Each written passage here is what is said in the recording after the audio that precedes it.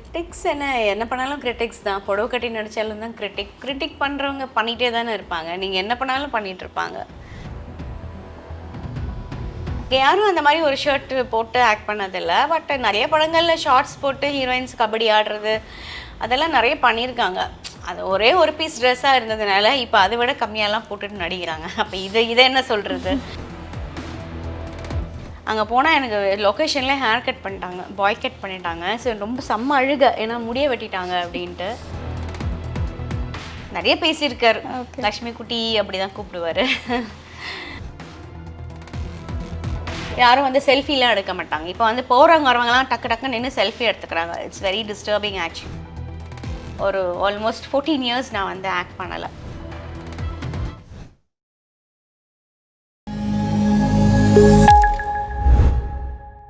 வணக்கம் மேம்.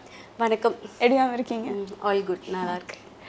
ரொம்ப நாள் கழிச்சு நீங்கள் எல்லா 90s கிட்ஸ் எல்லாருக்குமே நீங்கள் ஒரு க்ரஷ்னே சொல்லலாம். அந்த டிஷர்ட் போட்டு நடிச்சு எல்லார் மனசுலேயும் ஒரு இடத்த பிடிச்சிட்டிங்கன்னே சொல்லலாம். அதை பற்றி கொஞ்சம் எக்ஸ்பீரியன்ஸ் சொல்லுங்கள் மேம். அதை பற்றி என்ன சொல்கிறது? It was a good hit movie. 90s ரொம்ப பேசப்பட்ட ஒரு படம். I am blessed to work with Balu Mahendra sir and as well as அவரே தான் டைரக்ட் பண்ணார், கேமராவும் பண்ணார். அவரோட ஃபோட்டோகிராஃபியில் நடித்ததும் ஒரு பெரிய சந்தோஷம். அந்த படத்துக்கு நேஷ்னல் அவார்டு வந்தது, அதுவும் சந்தோஷம். So I think I am very lucky அந்த படம் ஆஃபர் கிடச்சதுக்கு. ஓகே, நீங்கள் அந்த நேரத்தில் ரொம்ப டீனேஜ் கேர்ளாக தான் தெரிஞ்சிங்க. ஸோ அப்போ வந்து நிறையா கிரிட்டிக்ஸ் நிறையா வந்திருக்கும். தெரிஞ்செல்லாம் இல்லை, டீனேஜ் தான். ஓகே, கிரிட்டிக்ஸ் நிறையா வந்திருக்கும். நீங்கள் அதை எப்படி ஃபேஸ் பண்ணீங்க? கிரிட்டிக்ஸ் என்ன பண்ணாலும் கிரிட்டிக்ஸ் தான். புடவை கட்டி நடித்தாலும் தான் கிரிட்டிக் பண்ணுறவங்க பண்ணிகிட்டே தானே இருப்பாங்க. நீங்கள் என்ன பண்ணாலும் பண்ணிகிட்டு இருப்பாங்க. நான் எதுவுமே ஒன்றும் பர்சனலாக எடுத்துக்கல. ஏன்னா அந்த நேரத்தில் டீனேஜ் கேர்ளாக இல்லை, அதுக்கு முன்னாடியே வந்து ஒரு 30 வருஷத்துக்கு முன்னாடியே அதெல்லாம் ஹிந்தியில் டெம்பிள் கபாடியாலாம் நடிச்சிட்டாங்க. அந்த மாதிரி இங்கே யாரும் அந்த மாதிரி ஒரு ஷர்ட் போட்டு ஆக்ட் பண்ணதில்லை. பட் நிறைய படங்களில் ஷார்ட்ஸ் போட்டு ஹீரோயின்ஸ் கபடி ஆடுறது அதெல்லாம் நிறைய பண்ணியிருக்காங்க. அது ஒரே ஒரு பீஸ் ட்ரெஸ்ஸாக இருந்ததுனால இப்போ அதை விட கம்மியாலாம் போட்டுட்டு நடிக்கிறாங்க. அப்போ இதை என்ன சொல்கிறது? ஸோ நான் அதை ஒன்றும் பெருசாக அந்த கிரிட்டிக்ஸ் எல்லாம் எதுவுமே சீரியஸாக எடுத்துக்கல. ஓகே, எப்படி இண்டஸ்ட்ரிக்குள்ள என்ட்ரி? அம்மா இருந்தாங்க ட்ராமா ஃபீல்டில். ஸோ அதனால அம்மா மூலமாக தான் நான் வந்தேன். உங்களுக்கு உண்மையாலுமே நடிக்கணும்னு தான் ஆசையா சின்ன வயசுல? நான் சைல்டு ஆர்டிஸ்ட்டு. ஸோ திடீர்னு வந்து ஒரு 2-3 வருஷம் ஆக்ட் பண்ணலை. இந்த சின்ன வயசுலேருந்து ஒரு டீனேஜ் பருவம் வரும்ல, அந்த இடைவேளியில் அப்போ ஹீரோயினாக நடிக்க ஆஃபர்ஸ் வந்தது. சரி, அம்மா கேட்டாங்க, நடிக்கிறேன்னு சொன்னேன். ஸோ ஒரு ஜாப் மாதிரி தான் இதை நான் எடுத்துகிட்டு நான் என்டர் ஆகி பண்ணேன். ஓகே, நீங்கள் அப்படி நடிகை ஆகலை அப்படின்னா உங்கள் மனசில் தோணியிருக்கும்ல இது நம்ம ஆகணும் அப்படின்னு? இல்லை, எனக்கு ஆக்சுவலாக வந்து நான் வந்து என்ன ஆகணும்னு டிசைட் பண்ணுறதுக்கு முன்னாடியே நான் நடிக்க வந்துட்டேன். அதுதான் உண்மை. ஏன்னா என்னோடய 8th ஹாலிடேஸில் நான் நடிக்க ஆரம்பித்தேன். 8th ஸ்டாண்டர்ட் ஹாலிடேஸில் நான் நடிக்க ஆரம்பித்தேன். அப்போ நான் எதுவுமே கோல் செட் பண்ணல. இதுதான் ஆகணுன்ற ஒரு கோல் செட் பண்ணுறதுக்கு முன்னாடியே நான் வந்து ஒர்க் பண்ண ஆரம்பிச்சிட்டேன். அதுக்கப்புறம் அந்த ஒர்க் வந்து நிறையா வந்ததுனால அந்த ஒர்க்கே எனக்கு வந்து கண்டினியூ பண்ணுற மாதிரி ஆயிடுச்சு. தட் இஸ் ஆக்டிங் ப்ரொஃபஷனாக கண்டினியூ பண்ணுற மாதிரி ஆயிடுச்சு. அதனால் கோல் செட் பண்ணல. பட் ஒரு நல்ல ஒரு மெச்சூரிட்டி ஏஜ் வந்ததுக்கு அப்புறமா பார்த்தீங்கன்னா எனக்கு வந்து இன்ட்ரெஸ்ட் வந்து கிரிமினல் லாவில் இன்ட்ரெஸ்ட்டு.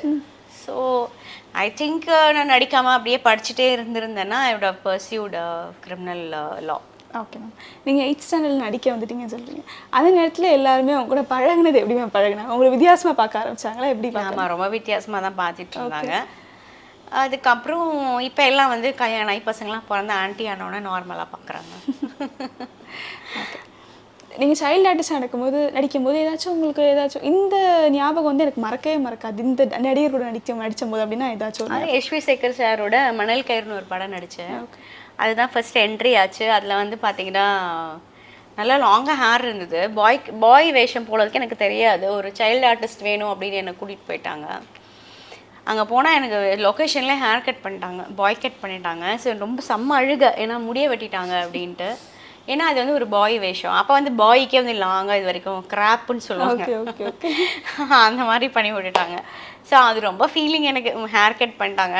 அந்த நடந்த ஹோட்டல், அந்த லொக்கேஷன்லாம் நான் இன்னும் மறக்கவே இல்லை, ஒன்றும் ஞாபகம் வச்சுருக்கேன். எஸ்வி சேகர் சார் அவரை பற்றி நான் என்ன சொல்கிறேன்? Is a great actor. ஒரு ரொம்ப பெரிய திறமைசாலி. அரசியலாகட்டும், நடிப்பாகட்டும், நாடக மேடையாகட்டும், எல்லாத்துலேயுமே ஒரு ஒரு ஒரு பெரிய திறமைசாலி, my senior. So most respected person. Okay. நீங்க நடிக்கும் போதெல்லாம் அவர் ஏதாவது சொல்லியிருக்காரா இந்த மாதிரி பண்ண? இல்லை, நான் இப்போ ஒரு சைல்டு ஆர்டிஸ்ட் தானே. ஸோ எல்லாம் அவங்கெல்லாம் கூட விளையாடிட்டு தூக்கி வச்சுக்கிட்டு அந்த மாதிரி. விசு சார் அவர் குரு, மை குரு. ஓகே. அவரால் தான் இன்றைக்கி சினிமாவில் நான் வந்தேன், இருக்கிறேன், இன்னும் இருந்துட்டுருக்கேன். எல்லாமே அவர் தான் காரணம். இந்த மாதிரி நடிச்சிட்டு இருக்கும்போது சிவாஜி சார், அவர் சிவாஜி எல்லாருக்குமே சாரோட வந்து அது ஒரு பெரிய பிளெஸ்டு தான், பிளெஸ்ஸிங் தான் சொல்லணும். ஏன்னா சிவாஜி சார் கூட நடிக்கிறது வந்து ஒரு பெரிய விஷயமா நினைப்பாங்க. நடிகர் திலகம் அவரோட பேத்தியாக தான் நடித்தேன். But that experience was wonderful. Thank you to Manoj, director sir, Manojkumar sir. அவர் வந்து பாரதி ராஜா சாரோட ரிலேட்டிவ். அவர் தான் அந்த படத்தோட டைரக்டரு. ரொம்ப சந்தோஷம். இன்னி வரைக்கும் அதையெல்லாம் பேசுவாங்க அந்த படத்தை பற்றி. அவர் ஏதாச்சும் சொல்லியிருக்காரா மேம் உங்ககிட்ட?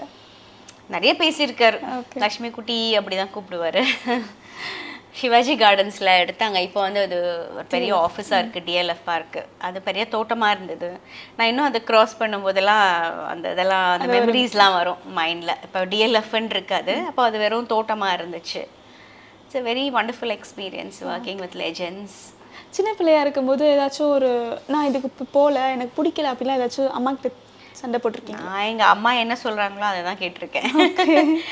இப்போ தான் என் பசங்கள்லாம் என்கிட்ட சண்டை போடுறாங்க. நான் சண்டை போட்டதான் எனக்கு ஞாபகமே இல்லை. ஏன்னா சண்டைன்னு ஒன்றும் இல்லை, ஏதாவது ஒன்று முடியாது. தட் இஸ் வீட்டில் ஒரு சாப்பாடு இருக்குது, அது நல்லா இல்லை, பிடிக்கல அப்படின்னால அடுத்தது அடி தான் விடும்.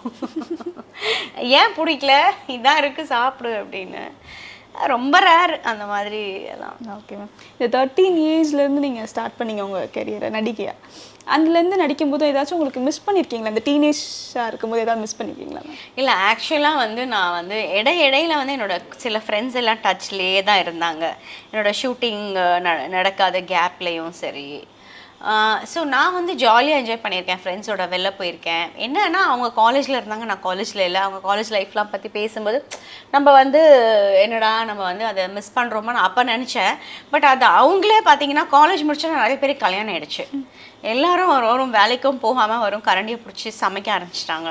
அவங்கெல்லாம் கொஞ்ச நாளுக்கு அப்புறம் என்னை மீட் பண்ணும்போது அவங்க என்ன பார்த்து என்ன சொன்னாங்கன்னா, யூ ஆர் ஸோ லக்கி, நாங்கள்லாம் வந்து காலேஜ் படித்தோம், பட் என்ன பிரயோஜனம், முடிச்சோன்னா எங்களுக்கு நல்ல வரன் அமைஞ்சிச்சுன்னு கல்யாணம் பண்ணிட்டு வந்துட்டோம். இப்போ பாரு நாங்கள் அடிப்படையிலேயே இருக்கோம், உன்னை பார்க்கும்போது ரொம்ப சந்தோஷமாக இருக்குது, நல்லா ஒர்க் பண்ணிகிட்ருக்க, இப்படியே பண்ண அவங்க ரொம்ப என்கரேஜிங்காக பேசுவாங்க. ஸோ அதனால் நான் வந்து அந்த ஒரு எனக்கு அந்த ஒரு மிஸ்ஸிங்லாம் இருந்தது மைண்டில், அதெல்லாம் எனக்கு போயிடுச்சு. ஏன்னா நம்ம நிறைய ஒர்க் பண்ணியிருக்கோம், நிறைய கஷ்டப்பட்டிருக்கோம், நம்ம அதெல்லாம் வந்து அவங்க ரொம்ப மிஸ் பண்ணுறாங்க, அதை பண்ணாதவங்க வந்து மிஸ் பண்ணுறாங்க. ஸோ அதை சொல்ல அதை கேட்க வந்து எனக்கு அந்த இதெல்லாம் போயிடுச்சு. இப்போ அதெல்லாம் இல்லை. ஓகே. நீங்கள் நடிச்சிட்டு இருக்கும்போது ஏதாவது ஒரு ஆடியன்ஸாக இல்லை பீப்புளாக பப்ளிக்காக வந்து உங்ககிட்ட பேசியிருக்காங்களா மேம், நீங்கள் இதில் சூப்பராக பண்ணியிருக்கீங்க? அதெல்லாம் நிறைய பேசியிருக்காங்க. இப்போ தான் இந்த கேட்ஜெட் காலெல்லாம் வந்துருச்சு. அப்போ எல்லாம் ஆட்டோகிராஃப் தான் நாங்கள் போட்டுட்ருந்தோம். ஒரு 15-20 வருஷம் முன்னாடி வரைக்கும் ஆட்டோகிராஃப் தான் போட்டுட்ருந்தோம். அப்போ வந்து செல்ஃபோன் கிடையாது, யாரும் வந்து செல்ஃபிலாம் எடுக்க மாட்டாங்க. இப்போ வந்து போகிறவங்க வரவங்கலாம் டக்கு நின்று செல்ஃபி எடுத்துக்கிறாங்க. It's very disturbing actually. ஆனால் வந்து அப்போ பார்த்தீங்கன்னா தூரமாக நிற்பாங்க, நம்மளை ப்ரொடெக்ட் பண்ணுவாங்க. ஆர்டிஸ்ட்டுக்கிட்டேயே யாரும் வர முடியாது. நிறைய கும்பல் இருந்ததுன்னா அப்படியே எல்லாம் நம்ம ஆளுங்கெல்லாம் அப்படியே தடுத்து நிறுத்திடுவாங்க அவங்கள. ரொம்ப ரேராக வந்து இல்லாட்டி மேக்கப் ரூம் கிட்ட யார் மூலமாக, நமக்கு தெரிஞ்சவங்க மூலமாக அப்படிலாம் வந்து தான் கிட்டக்க வந்து பேச முடியும். எல்லோரும் வந்து அப்படி கிட்ட வந்து டைரெக்டாலாம் பேசிட முடியாது. நிறைய பேர் இப்போ கூட இந்த ஏஜில் கூட என்னை ஏர்போர்ட்டில் பார்த்து, நான் உங்களை சின்ன வயசுலேருந்து பார்த்துட்ருக்கேன், நீங்கள் நிறைய நடிச்சிருக்கீங்கல்ல, நீங்கள் நல்லா நடிக்கிறீங்க அப்படின்னு இப்போ வரைக்குமே சொல்லியிருக்காங்க நிறைய பேர். ப்ரப்போசல்லாம் வந்திருக்கா மேம் உங்களுக்கு?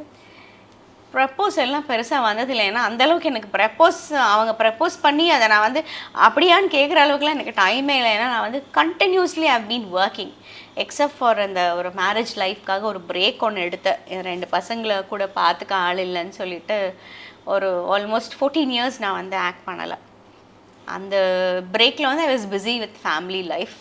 அதுக்கு முன்னாடி பெரிய ப்ரப்போசல்லாம் எனக்கு எதுவும் வந்ததில்லை. நீங்கள் டீனேஜாக இருக்கும்போது ஏதாவது ஒரு ஹீரோ மேலே க்ரஷ் வந்திருக்கா உங்களுக்கு? க்ரஷ்லாம் இல்லை, பட் எனக்கு நிறைய ஹீரோஸை வந்து பிடிக்கும். நல்லா நடிக்கிறது அந்த மாதிரி இவங்க நல்லா இருக்காங்க. ஏன்னா என்னோட ஸ்டில் ஐ ரிமெம்பர் ஒரு படத்தோட ஷூட்டிங் அப்போ நாங்கள் வந்து குற்றாலம்ல ஷூட்டிங், அதே ஷூட்டிங் பக்கத்தில் வந்து ரோஜா ஷூட்டிங். ஸோ அங்கே அரவிந்த் சுவாமி சார் இருந்தார். ஸோ அப்போ எல்லாம் வந்து அரவிந்த் சுவாமி சார் அப்படி பயங்கரமாக பேசுவாங்க. அப்படியே பயங்கரமாக நீங்கள் சொல்கிறீங்களா அந்த க்ரஷ்ஷு அந்த மாதிரிலாம் பேசுவாங்க. எனக்கு அந்த மாதிரி க்ரஷ்ஷு அந்த மாதிரிலாம் எதுவும் கிடையாது. பட் நான் அப்போ பார்த்தப்போ it was very good looking hero. அப்போ வந்து நிறைய ஹீரோஸ்லாம் பார்த்தீங்கன்னா நான் சொல்லக்கூடாது இதை, பட் கொஞ்சம் மாநேரமாக இருப்பாங்க. ரொம்ப ரொம்ப ஃபேர் காம்ப்ளெக்ஷனில், ஒரு ஹிந்தியில் தான் நிறைய பேர் ரொம்ப ஃபேராக இருப்பாங்க. ஏன்னா நம்ம ஊர் ட்ரெடிஷன் என்னவோ அந்த மாதிரி தானே எல்லாருக்கும் பிடிக்கும். ஆனால் வெரி ஃபியூ ஹீரோஸ் தான் நல்லா கலராக இருக்கிறவங்க, மற்றவங்க எல்லாமே கொஞ்சம் மாநேரமாக இருப்பாங்க. அப்போ பார்க்கும்போது ஒரு நல்ல பளிச்சுன்னு ஒரு ஒரு ரொம்ப பிரைட்டான லுக்கோட, ரொம்ப ஒரு சஃபிஸ்டிகேட்டட் லுக்கோட வந்த ஒரு ஹீரோ. இந்த ஒரு மரத்தை சுற்றி டான்ஸ் ஆடுறது, ஃபைட் பண்ணுறது, ஹை ஸ்பீடில் வந்து டேர்ன் பண்ணி கிக் பண்ணுறது, அதெல்லாம் இல்லாமல் ஒரு ஒரு டீசென்ட் ஹீரோ மாதிரி இஸ் ஆக்டட். ஸோ அப்போ வந்து நானும் அப்படி நின்று அவரெல்லாம் பார்த்துருக்கேன். போவாங்க ரோஜா ஷூட்டிங் பக்கத்தில் செட்ஸில், நான் அவங்க மதுபாலாலாம் பக்கத்துலேயே எங்கள் ஷூட்டிங்கும் நடந்து. ஸோ நான் பார்த்துருக்கேன் டிஃப்ரெண்ட். ஸோ ஒரு ஹீரோ வந்து ஹீரோவாகவே ஏன் இருக்கிறாருன்னா அவர் அப்படியே மெயின்டைன் பண்ணிக்கலாம். நம்மளுக்கு வந்து கல்யாணம், பசங்க, டெலிவரி.